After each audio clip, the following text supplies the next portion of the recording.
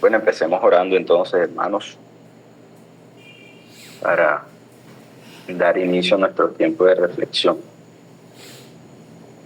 Padre bueno, Dios de toda gracia y misericordia, hoy estamos aquí reunidos, Señor, en este espacio, uno de nuestros espacios para tener comunión, para leer tu palabra, para meditar en ella, Señor, para encontrar en ella nuestro sustento. Padre, nuestros días están cargados de afán, están cargados, Señor, de mucha actividad, del correr, del preocuparnos por las cosas terrenales. Pero te damos gracias, Señor, porque te ha placido proveernos de este espacio para que podamos ocuparnos de lo espiritual por un momento antes de ir a nuestras labores. Y te pedimos, Señor, que nos guíes a través de tu palabra, que nos guíes, Señor, a través de esta porción, que alientes nuestro corazón, Señor, en tu palabra, por tu Santo Espíritu, y que seamos nosotros cada día más llenos, más plenos, solamente en ti, solamente por tu poder, por tu gloria, por tu gracia. Señor, estas cosas te las pedimos en los méritos de Cristo Jesús. Amén. Bueno, mis hermanos, hoy nos corresponde Génesis capítulo 11. Estoy saliendo de una gripita, así que les pido excusas allí por todos los que escuchen. Leamos entonces y después meditamos en nuestro texto. Dice: tenía entonces toda la tierra una sola lengua y unas mismas palabras. Y aconteció que cuando salieron de oriente, hallaron una llanura en la tierra de Sinar y se establecieron allí. Y se dijeron unos a otros: vamos, hagamos ladrillo y cosámoslo con fuego. Y les sirvió el ladrillo en lugar de piedra y el asfalto en lugar de mezcla. Y dijeron: vamos y edifiquémonos una ciudad y una torre cuya cúspide llegue al cielo, y hagámonos un nombre por si fuéramos esparcidos sobre la faz de toda la tierra. Y descendió Jehová para ver la ciudad y la torre que edificaban los hijos de los hombres. Y dijo Jehová: he aquí el pueblo es uno, y todos estos tienen un solo lenguaje. Y han comenzado la obra, y nada les hará desistir ahora de lo que han pensado hacer. Ahora pues descendamos y confundamos allí su lengua, para que ninguno entienda el habla de su compañero. Así los esparció Jehová desde allí sobre la faz de toda la tierra, y dejaron de edificar la ciudad. Por esto fue llamado el nombre de ella Babel, porque allí confundió Jehová el lenguaje de toda la tierra, y desde allí los esparció sobre la faz de toda la tierra. Estas son las generaciones de Sem. Sem, de edad de 100 años, engendró a Arfaxad 2 años después del diluvio. Y vivió Sem, después que engendró a Arfaxad, 500 años y engendró hijos e hijas. Arfaxad vivió 35 años y engendró a Sala. Y vivió Arfaxad, después que engendró a Sala, 403 años y engendró hijos e hijas. Sala vivió 30 años y engendró a Eber. Y vivió Sala, después que engendró a Eber, 403 años y engendró hijos e hijas. Eber vivió 34 años y engendró a Peleg. Y vivió Eber, después que engendró a Peleg, 430 años y engendró hijos e hijas. Peleg vivió 30 años y engendró a Reu. Y vivió Peleg, después que engendró a Reu, 209 años y engendró hijos e hijas. Reu vivió 32 años y engendró a Serug. Y vivió Reu, después que engendró a Serug, 207 años y engendró hijos e hijas. Y Serug vivió 30 años y engendró a Nacor.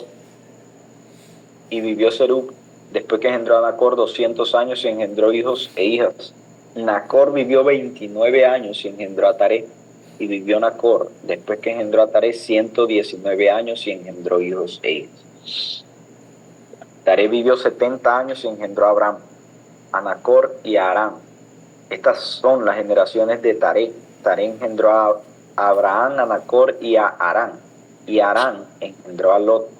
Y murió Harán antes que su padre Taré en la tierra de su nacimiento, en Ur de los Caldeos. Y tomaron a Abraham y Nacor para sí mujeres. El nombre de la mujer de Abraham era Sarai, y el nombre de la mujer de Nacor, Milca, hija de Aram, padre de Milca y de Isca. Mas Sarai era estéril y no tenía hijo. Y tomó Taré a Abraham su hijo, y a Lot de Harán, hijo de su hijo, y a Sarai su nuera, mujer de Abraham su hijo, y salió con ellos de Ur de los Caldeos para ir a la tierra de Canaán. Y vinieron hasta Harán, y se quedaron allí, y fueron los días de Taré 205 años, y murió Taré en Harán.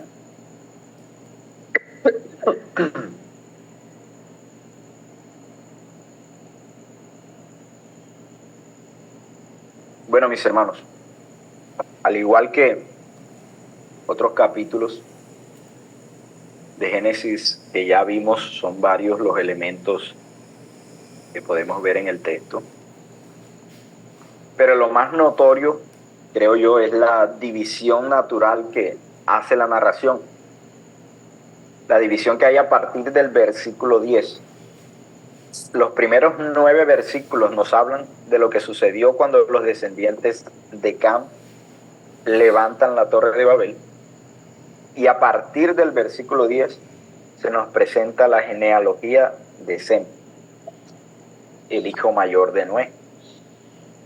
Así que es necesario que veamos entonces estas dos porciones, primero del 1 al 9 y después del 10 en adelante. Así que empecemos con los primeros 9, la Torre de Babel. Ahora, el relato que inicia en Génesis 11 parece ser un poco extraño porque en el capítulo 10 se dice que los descendientes de los hijos de Noé se esparcieron según sus naciones y lenguas, conforme a sus familias. Pero en el capítulo 11, en estos primeros versículos, se nos dice que todos tenían una misma lengua. Ahora, ¿qué sucedió allí? Lo que debemos hacer es que debemos ver esta porción de Génesis 11, esta parte de la narración, como un extracto de la historia, un extracto de algo que pasó mientras las familias se esparcían por toda la tierra. Es decir, en el capítulo 10 se mencionan las lenguas, se dice que fueron esparcidos según sus naciones y lenguas, tratándose de diferentes lenguas, pero no se nos dice cómo sucedió eso. Y en el capítulo 11 se nos muestra cómo se llegó a eso, cómo se llegó a tener diferentes lenguas. Así que si pudiéramos decir que el relato vuelve atrás un poco para mostrarnos algo. Después de hablar de los descendientes de los 3 hijos de Noé en el capítulo 10, ahora en esta porción la narración se centrará en los actos de los hijos de Cam. ¿Por qué podemos afirmar que son los actos de los hijos de Cam? Porque ellos son los que habitan Babel en la tierra de Sinar, como se muestra en el capítulo 10, versículo 10. Ahora se entiende que tenían un mismo idioma, como ya decíamos, y estaban en un proceso de expandir la humanidad, de esparcirse por toda la tierra, de llenarla. Ellos estaban cumpliendo el mandato de Dios de Génesis 9:1. Bendijo Dios a Noé y a sus hijos y les dijo: fructificad y multiplicaos y llenad la tierra.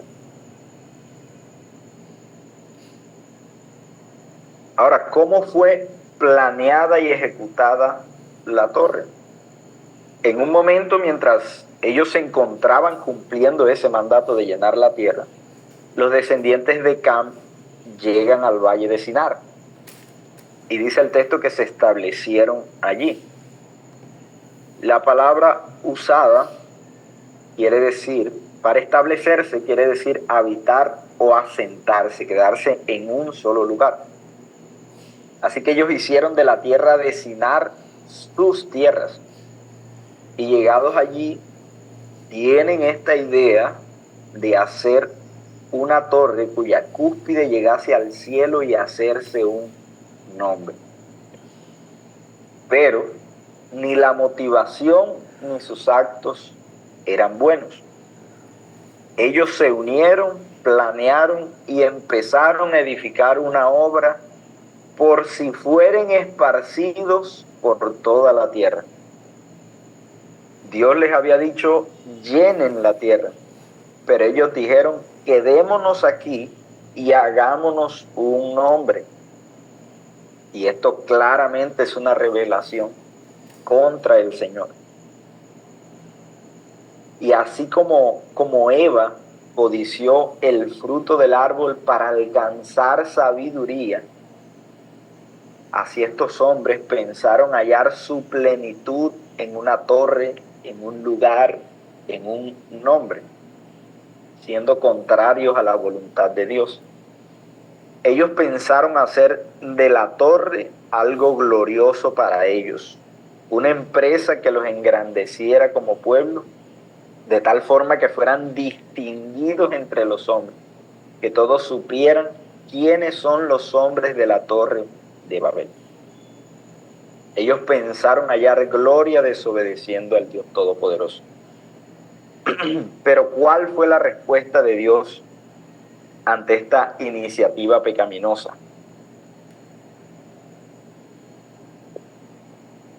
Dios desciende y por muy grande y poderoso que pudieran parecer, son pequeños ante Dios. Dios desciende. Dios considera su obra y decide frustrar su cometido. Así que responde Dios con confusión y esparcimiento. Dios poderosa y extraordinariamente les da diferentes lenguas para que no se entiendan el uno al otro, y como no se entendían, pues lógicamente esto resultó en confusión, que es lo que significa Babel. Y seguidamente se dividen y se esparcen por toda la tierra. Mis hermanos, a veces pareciera muy elocuente y provechoso para nuestras vidas el ir contra la voluntad de Dios. Pareciera que no hay otra forma de hallar algo bueno sino haciendo a un lado los mandamientos del Señor. Pero será inútil cualquier esfuerzo en esa dirección. Y aunque por un poco de tiempo o por mucho llegase a funcionar aquello que emprendemos, al final será hojarasca que el fuego ha de quemar. Porque si Jehová no edifica la casa, en vano trabajan los edificadores. Salmo 127:1. Y aprovechando también la noticia de estos escándalos de hombres en el ministerio,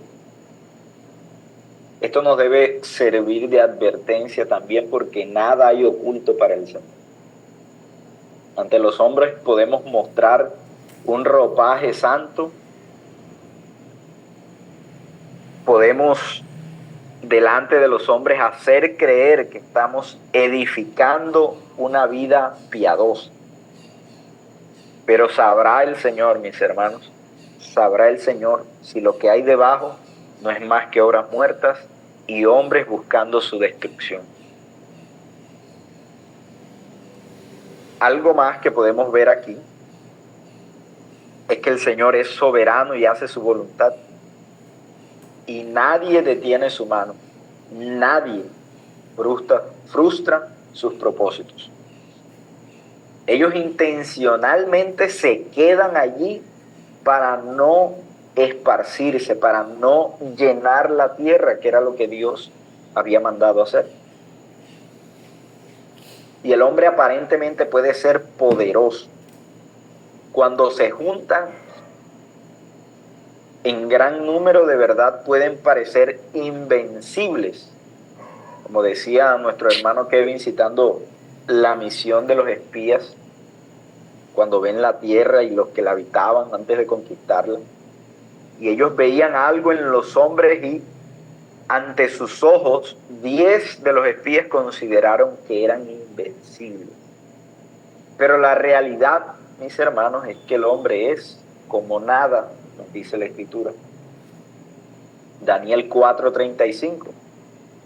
Todos los habitantes de la tierra son considerados como nada, y él hace según su voluntad en el ejército del cielo y en los habitantes de la tierra. Y no hay quien detenga su mano y le diga, ¿qué haces? Nada detiene la mano del Todopoderoso. La fuerza y el vigor del hombre ante Dios no son nada. Su empeño en serle contrario no es nada.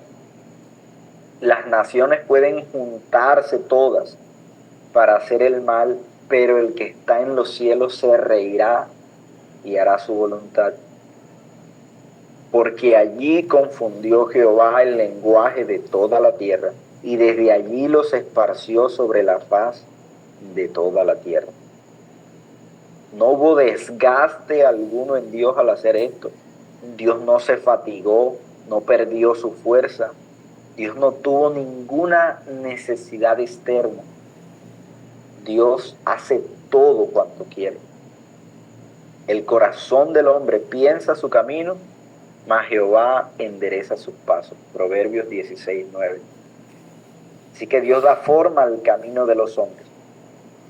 Y algo más que podemos señalar es que a pesar de esta conspiración de los hombres contra Dios, ellos no fueron borrados de la tierra.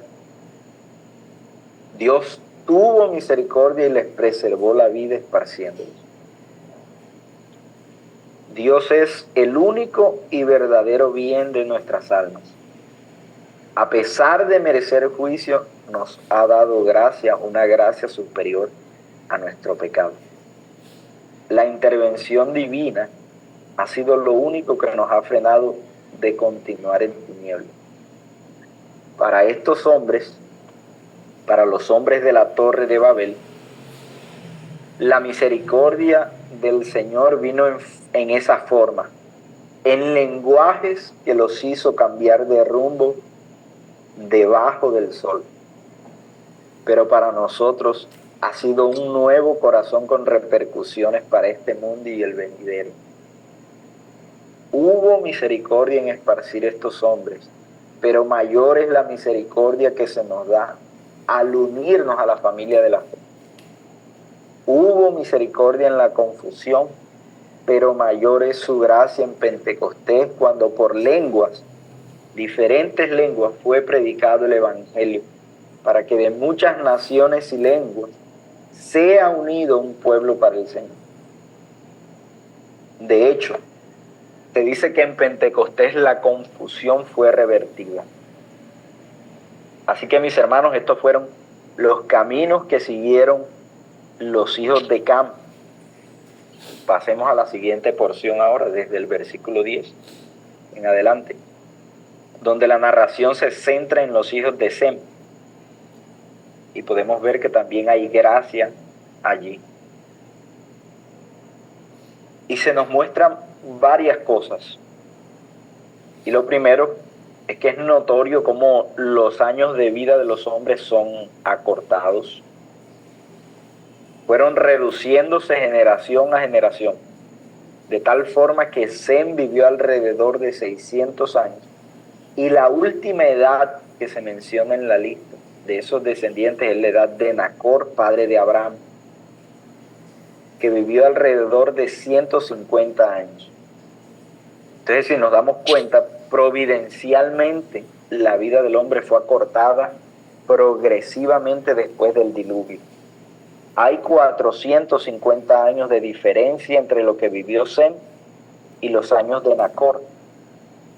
Ahora, muchos han dicho que esto se debe a lo dicho por Dios en el capítulo 6, versículo 3, que los días del hombre serían acortados a 120 años, pero ya nos explicaba nuestro hermano Marcos.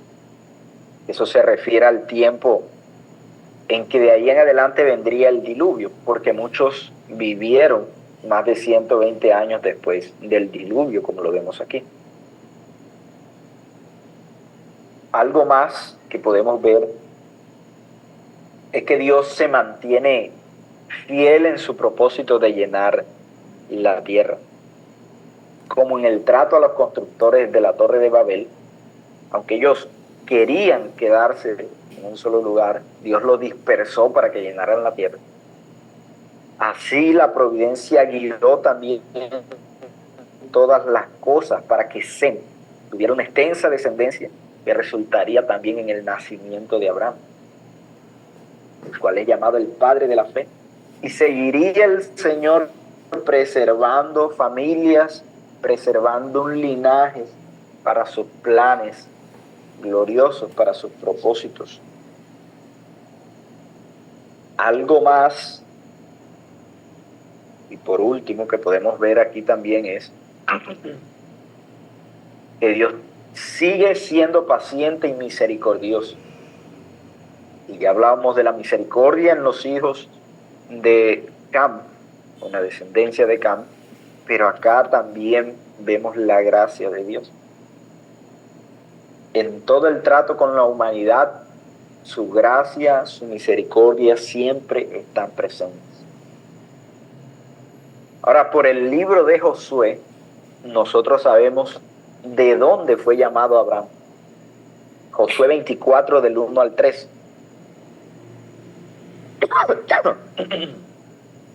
Reunió Josué a todas las tribus de Israel en Siquem y llamó a los ancianos de Israel, sus príncipes, sus jueces y sus oficiales, y se presentaron delante de Dios. Y dijo Josué a todo el pueblo: así dice Jehová, Dios de Israel: vuestros padres habitaron antiguamente al otro lado del río, esto es Taré, padre de Abraham y de Nacor, y servían a dioses extraños.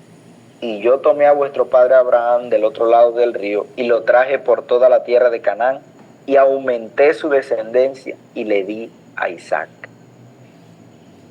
Por estas palabras, mis hermanos, sabemos que Abraham servía a dioses extraños como sus padres, pero Dios le llamó. Y así inicia el capítulo 12, que no quiero meterme hasta allá, pero creo que esta porción debiera terminar en el capítulo 3 del versículo, el versículo 3 del capítulo 2. Mis hermanos, la misericordia del Señor abunda y también su elección es clara a lo largo de la Escritura. Y aprovechando también nuestras escuelas, nuestras clases de la escuela, donde estamos estudiando los cánones de Dort, ya varios domingos se ha tocado el tema de la elección y de la soberanía de Dios. Y mis hermanos, podemos ver que una lectura minuciosa de las Escrituras nos muestra que Dios siempre es quien elige. Nosotros no le amamos porque decidimos amarle, nosotros le amamos porque Él nos amó primero y cambió nuestros corazones de piedra en corazones de carne. Dios nos dio su Espíritu que mora en nosotros y nos guía a toda verdad. Es necesario entonces la intervención divina en el desastre de los hombres. Y siguiendo con el pueblo de Israel, bien diría el profeta Isaías en el capítulo 1, versículo 9 de su libro, el libro que lleva su nombre: si Jehová de los ejércitos no nos hubiese dejado un resto pequeño, como Sodoma fuéramos y semejantes a Gomorra. Y mis hermanos, así como para ellos es igual para nosotros. Si Jehová no nos hubiera alcanzado, estaríamos hundidos en nuestra miseria eterna. Pero Dios nos llamó. Dios nos ha llamado y eficazmente ha obrado en nosotros para que vengamos a Él. Así que mis hermanos, que el Señor nos ayude. Oremos entonces, y si alguien tiene algún aporte, alguna observación, lo puede hacer. Dios eterno, Padre glorioso, te damos gracias, Señor, por tu abundante misericordia para con nosotros. Oh Señor, sabemos cuál es el merecimiento de nuestras obras, pero tú has tenido misericordia. Has tenido a bien, Señor, unirnos a la familia de la fe. Has tenido a bien, Señor, darnos tu Santo Espíritu. Te pedimos, Señor, que nos ayudes a no ser contrarios a tu voluntad, sino a buscarla todo el tiempo y someternos a ella, a someternos a tu providencia con gozo también. Ayúdanos, Señor. Padre, pedimos también por la salud de nuestro pastor David y por todos aquellos hermanos que atraviesan quebrantos, que tú tengas a bien, Señor, darles pronta mejoría si es tu voluntad, y que ellos, mientras sufren quebrantos, Señor, sean confortados en ti, sean fortalecidos en su fe. Te damos gracias y bendecimos tu nombre en los méritos de Cristo Jesús. Amén.